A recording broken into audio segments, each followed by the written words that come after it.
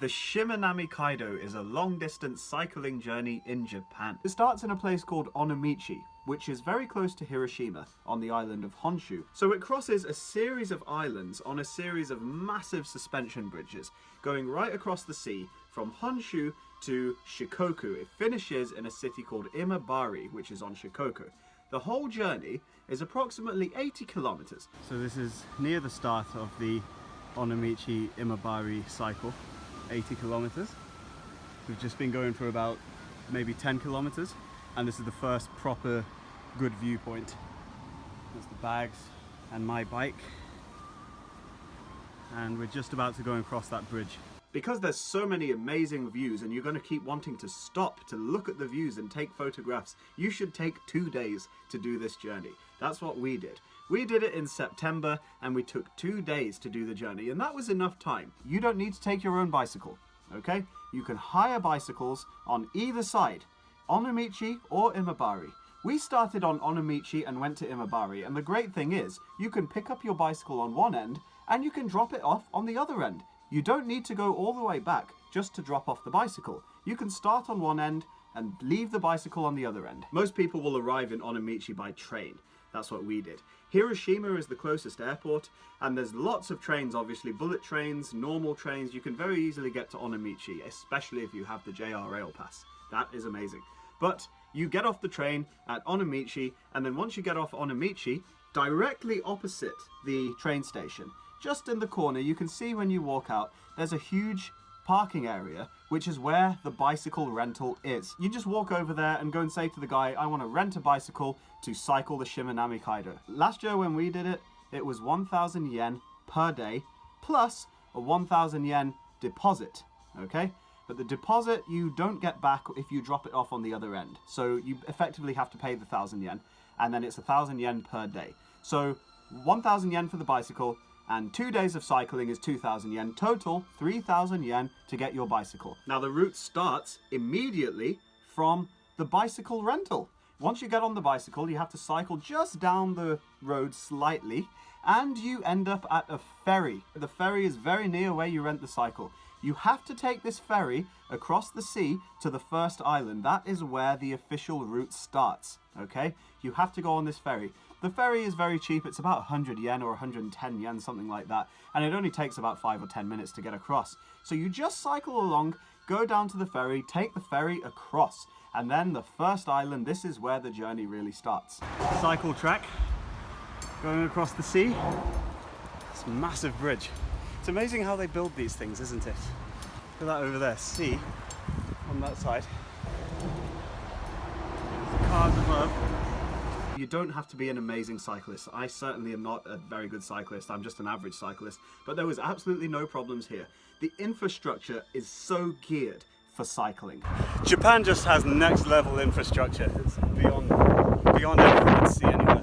Most of the time there are completely separate cycling paths, okay? Hardly any of the time you're on the road, and the very few times you are on the road, you're always on very quiet roads. It's never on highways or busy roads. There's very, very few cars on the roads where the cycling does go. And the other thing is, it is impossible to get lost, because all you have to do is follow the blue line, okay? The route is constantly on this blue line. You just have to follow the blue line, and there's signposts everywhere, and it gives you the distances between where you are and where you're going. It counts down the kilometer distance to Imabari, so you cannot get lost. It's very easy to find where you are going, and all of the signs are in Japanese and English, so you will not get lost.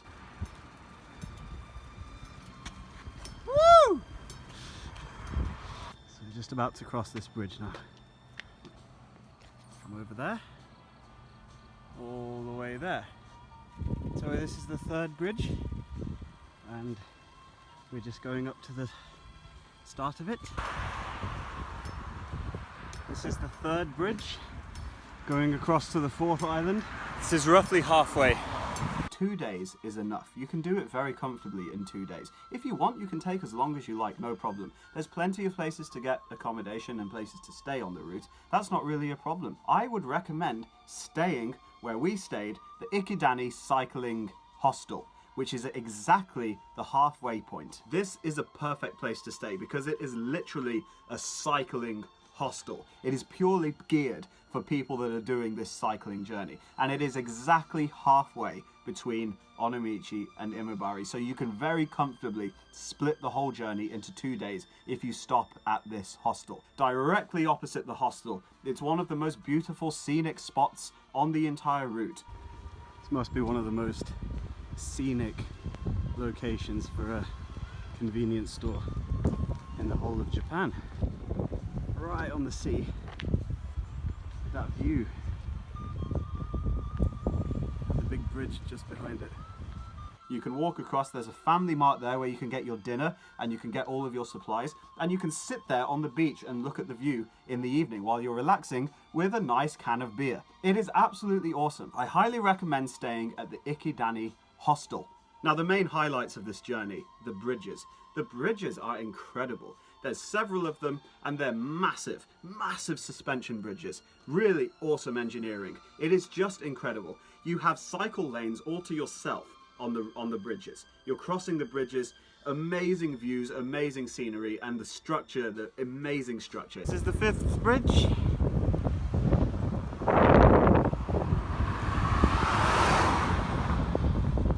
This is now approaching the last bridge and the biggest bridge. Wow, look at that view. The last bridge when you're going into Shikoku, that is an incredible sight. That was the highlight of the whole thing. The ending was just incredible. Look at the size of the bridge.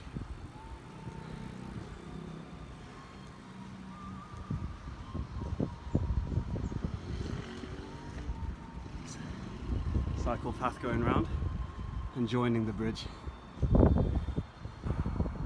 We're at the bridge now. Just came from there, along that, and now this is the bridge. The start of the bridge, going across. So I've just crossed the bridge, and I'm about 7 kilometers or so from Imabari. It's just straight down there is the end of the cycling. This was the last bridge. It is not a difficult cycle, I keep stressing it's not difficult. There's very, very few hills. It gets slightly hilly when you're approaching the bridges, but nothing very big. It's nothing difficult at all. Like I said, anybody that can ride a bike can do this journey.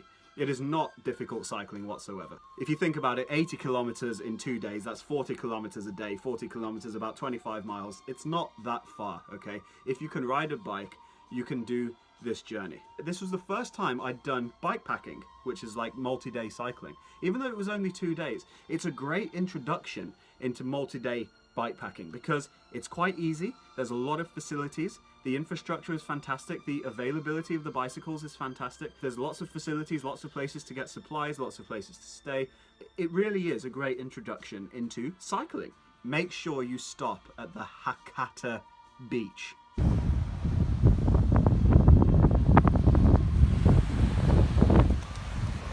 Just come across this beautiful beach just before the 5th bridge on day 2, and I'm going to go for a swim. It's on day 2, shortly after the hostel, okay? It's basically like a service station, but there's a beach there right next to one of the bridges, and when I went there, the beach was absolutely empty. There was nobody there, and it's such a hot day. Going and swimming in there is just absolutely incredible. Just had a lovely swim. The water's so warm, but at the same time refreshing from all the cycling. And since I didn't bring a towel, I have to dry myself with my shirt. It's awesome.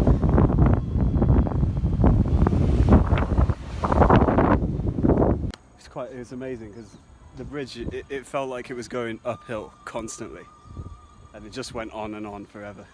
But we're here now, so see a couple of cyclists up there.